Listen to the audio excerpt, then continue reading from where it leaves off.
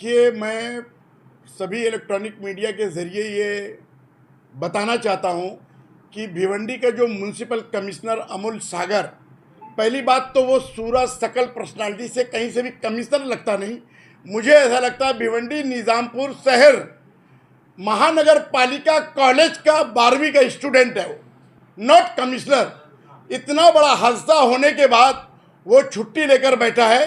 इसलिए ऐसे municipal commissioner के ऊपर मैंने वरिष्ठ पुलिस निरीक्षक भोईवाड़ा, एसीपी, डीसीपी, कमिश्नर, हमारे महाराष्ट्र से मुख्यमंत्री जी, हमारे डिप्टी सीएम एकनाथ शिंदे साहब से मांगनी किया है, इसको तुरंत सस्पेंड किया जाए और इसके ऊपर एफआईआर किया जाए। और जितने लोग इसमें मुलविस हैं वो सारे लोगों के ऊपर एफआईआर होना चाहिए। अरविंद घुघरे जो तीनबत्ती के ऊपर वो ठेले गाड़ी तोड़ता था, गरीबों को परेशान करता था, आज वो प्रभाग 4 का चेयरमैन पश्चिम के आमदार महेश चोगले के आशीर्वाद से बैठा है और वो हफ्ता वसूल रहा है। और जितने भी पदाधिकारी इस वक्त महानगर पालिका में नियुक्त हुए हैं अलग अलग विभाग में, सबसे महापौर हफ्ता ले रहा है और हफ्ते के जरिए ये पूरा कारोबार चल रहा है। क्या कहेंगे, महापौर की बात आई है तो महापौर जो दावे किए थे नाला सफाई को लेकर और उनका बिल रोकने को लेकर, इस बारे में आप क्या बताएंगे? देखिए, पहली बात तो वो महापौर नहीं, क्योंकि उसको कोई एबीसीडी आता नहीं, वो बिल्डर लाइन और उसको कुछ लोगों ने उसको महापौर इसलिए बना दिया क्योंकि किसी के पास खर्च करने के लिए पैसे नहीं थे। आज वो क्या बोलता है कि मैं 40 करोड़ रुपया खर्च किया हूं और मुझको 40 करोड़ की जगह पे 400 करोड़ रुपया रिकवरी करना है। आप क्या कहना चाहेंगे? रईस शेख जिस तरह से असेंबली में भिवंडी शहर के कई सारे मुद्दे रखते, तो ऐसे बोलते हुए महेश चोगले क्यों नहीं? कारण ऐसा है, आप लोगों को पता है महेश चोगले 1.5 फीट का आदमी है और जो असेंबली में माइक है उसकी हाइट ज्यादा है, इसलिए वो आज तक 3 बार चुनाव जीतने के बाद वो माइक तक पहुंच नहीं पाया, इसलिए वो कुछ बोल नहीं पा रहा है। ऐसा है। दोनों आमदार और खासदार को आप किस नजर से देखते हैं? ये देखिए, दोनों आमदार और खासदार, ये आमर अकबर एंटोनी, आमर लोकसभा, अकबर पूर्व विधानसभा और एंटोनी पश्चिम विधानसभा, ये तीनों का तालमेल है। ये शहर में बड़ा गबन और बड़ा घोटाला करके ये शहर को सिर्फ लूट रहे हैं, ये लूटने का काम कर रहे हैं। और मैं आपको एक बात और बताता चलूं, रईस शेख जो है वो आरएसएस बीजेपी, वो एक बहरूपिया मुंबई से आकर यहाँ की कौम और तरक्की और डेवलपमेंट की बात करता है।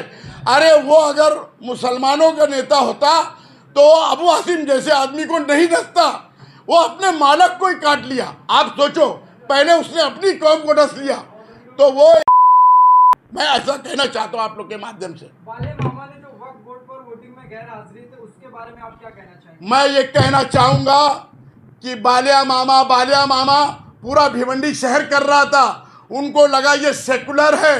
मैं बोलता हूं, अगर आज वो लोगों ने सामरे साहब को वोट दिया होता तो वो कांग्रेस में ज्वाइन होता। बालिया मामा से अच्छा 10 साल जो हाईवे का कालिया मामा एमपी था वो चलता, क्योंकि वो खुला दुश्मन था, उसके पीठ पे बीजेपी का थप्पा था।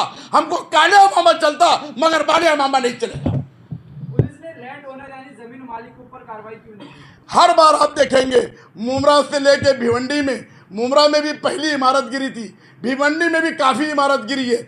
हमेशा लैंड ओनर को आरोपी बनाया गया है। इस बार मुझे ऐसा लगता है पुलिस डिपार्टमेंट के लोगों ने एक बड़ी वाटाघाटी करके लैंड ओनर को बख्श दिया और सिर्फ बिलाल को आरोपी बता रहे हैं।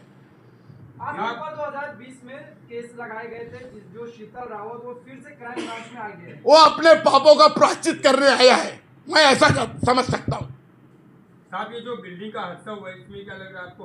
महेश चोगले आमदार साहब है, जितने लोगों की भी जान गई, जितने लोग जख्मी, क्या आपको लग रहा है कि मुआवजा मिल पाएगा? मैं डिप्टी सीएम एकनाथ शिंदे साहब से खुद पर्सनल मिलूंगा और एक मेमोरेंडम दूंगा उनको कि ज़्यादा से ज़्यादा मुआवजा आप इन लोगों को दो, जो 10 लोग की मौत हो चुकी है।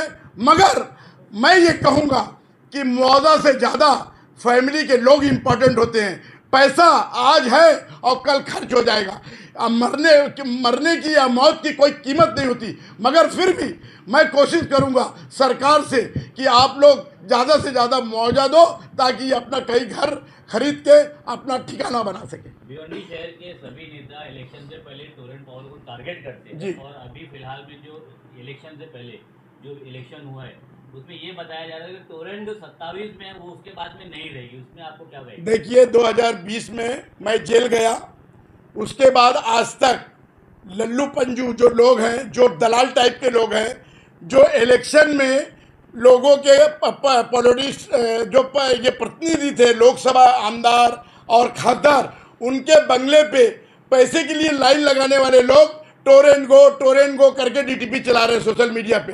ये दलाल लोगों का काम है। इंशाअल्लाह आने दो मुझे, बहुत जल्द आपको 27 का नज़ारा देखने मिलेगा। गुड्डू भाई, आपकी सियासी जो आपकी सफर रहेगी, ये आगे किस तरह से शुरू किया जाएगा? कोई पार्टी लेवल से या किसी इंडिपेंडेंट? देखिए जनाब, हमारी कई पार्टियों से बातचीत चल रही है और इंशाअल्लाह बहुत जल्दी आपके सामने रिजल्ट आ जाएगा कि मैं किस पार्टी में प्रवेश कर रहा हूं और किस पार्टी से मैं रास्ते में हूं। गुड्डू भाई, आपको बाहर आए काफी समय हो गया, लेकिन आपने मीडिया से दूरी बनाए रखी थी और आज एक बार क्या अचानक ये आपको लगा कि नहीं अब सामने आना चाहिए? देखिए, ये सामने आने का कारण ये कि हमारा जो शहर है, रोज मौतें, रोज एक्सीडेंट, मतलब भिवंडी शहर के अंदर ये एक्सीडेंट, कहीं कुछ हो रहा है, कहीं बिल्डिंगें गिर रही है। तो मैं सिर्फ 14 महीने से मॉनिटर कर रहा था, देख रहा था आखिर ये हो क्या रहा है। ये हादसों का शहर, ये भिवंडी शहर का नाम चेंज करके रखना चाहिए, हादसों का शहर। मतलब ये हालात है कि मैं दिन भर में अपने बच्चों को, भाइयों को कॉल करता हूँ, घर पे हो क्या सलामत? देखो, आप देखो आए दिन क्या हो रहा है, किसका बेटा जा रहा है, किसकी बेटी जा रही है, किसकी माँ गुजर जा रही है हादसे में, किसी का बाप चला जा रहा है, किसी का भाई चला जा रहा है। ये हादसा रुक नहीं रहा है और बात क्या हो रही है? शहर का विकास, शहर को कुलाबा बना देंगे, शहर को नई मुंबई बना देंगे। ये डाकू लोग हैं, सिर्फ यूनिटी करके ये शहर को लूट रहे हैं। साहब, एक सवाल लेंगे कि टोरेंट पावर के लिए आपने कई बार आवाज उठाई, उसके लिए मेहनत किया। फिलहाल में भिवंडी शहर में शादाब उस्मानी जो MIM के एक्स वर्किंग प्रेसिडेंट थे, उन्होंने मतलब इस कदम को आगे बढ़ाए, तो विरोध कर रहे, तो क्या लग रहा है आपको? देखिए, जो नाम आप ले रहे हो वो दलाल टाइप का आदमी है, हफ्ता वसूली करता है और उसका वीडियो भी वायरल हुआ था बीजेपी के खासदार के बंगले से। तो ऐसे दलालों का नाम लेकर आप मेरे साथ में जोड़िए मत। गुड्डू भाई, एक आखिरी सवाल कि भिवंडी में अपोजिशन कहीं दिख नहीं रहा है, कुछ भी हादसा होता है, कुछ भी रहता है, तो सिर्फ जो सत्ता पक्ष है वही दिखाई देती है। अपोजिशन पूरी तरह से खत्म हो चुका है, क्या लगता है? अरे सब के सब चोरे चोर मैसोर भाई। तो ये सारी यूनिटी एकता है, ये सब मिलके महापौर बनाए। आज महापौर बनने के बाद लोगों को हकीकत मालूम पड़ गई कि महापौर बीजेपी का, तो ये रईस से किसका? ये RS, ये तो अपने मालिक को काट लिया।